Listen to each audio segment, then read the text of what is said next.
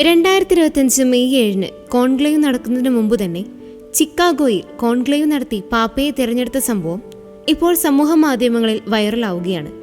2025 May 6 ചിക്കാഗോയിലെ Our Lady of Mount Carmel അക്കാദമിയിലാണ് രസകരമായ ഈ സംഭവം. 5ാം ക്ലാസ്സിലെ വിദ്യാർത്ഥികളാണ് കർദിനാൾമാരുടെ വേഷമണിഞ്ഞ് കോൺക്ലേവിന്റെ ചെറിയ രൂപം അവതരിപ്പിച്ചത്. കുട്ടികളുടെ കോൺക്ലേവിൽ പാപ്പയെ തിരഞ്ഞെടുക്കപ്പെട്ട കുട്ടി ചിക്കാഗോക്കാരനും സ്വീകരിച്ച പേര് പോപ്പ് അഗസ്റ്റിൻ എന്നായിരുന്നു. കത്തോലിക്ക സഭയുടെ തലവനായി തിരഞ്ഞെടുക്കപ്പെട്ട പാപ്പ ചിക്കാഗോക്കാരനായിരുന്നു, കൂടാതെ അഗസ്റ്റീനിയൻ സഭയിലെ അംഗമായിരുന്നു എന്നതും ഇതിനെ കൗതുകം നിറയ്ക്കുന്ന ഒന്നാക്കുന്നു.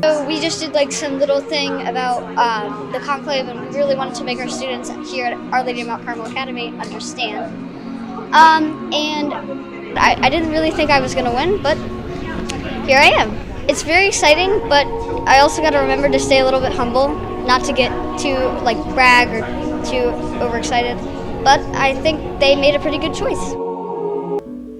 കോൺക്ലേവിനെ പറ്റിയും അതിന്റെ പാരമ്പര്യത്തെ പറ്റിയും മറ്റുള്ളവർക്ക് പറഞ്ഞു കൊടുക്കുന്നതിനാണ് ഇങ്ങനെയൊരു കോൺക്ലേവ് സംഘടിപ്പിച്ചതെന്ന് അധ്യാപിക പങ്കുവച്ചു.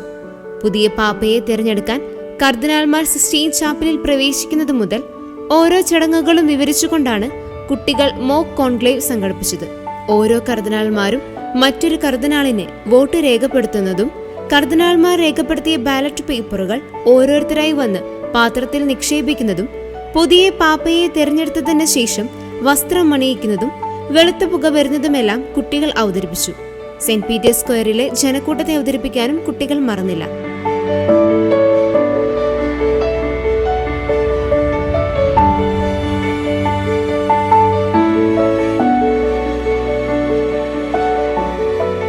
ഞങ്ങൾ ഈ കോൺക്ലേവ് സംഘടിപ്പിച്ചത് എല്ലാവരിലും കോൺക്ലേവിനെ പറ്റി അവബോധം വളർത്തുന്നതിനാണെന്നും പാപ്പയാകുമെന്ന് ഞാൻ ഒരിക്കലും പ്രതീക്ഷിച്ചിരുന്നില്ല എന്ന് പാപ്പയെ തിരഞ്ഞെടുക്കപ്പെട്ട വിദ്യാർത്ഥി പങ്കുവച്ചു.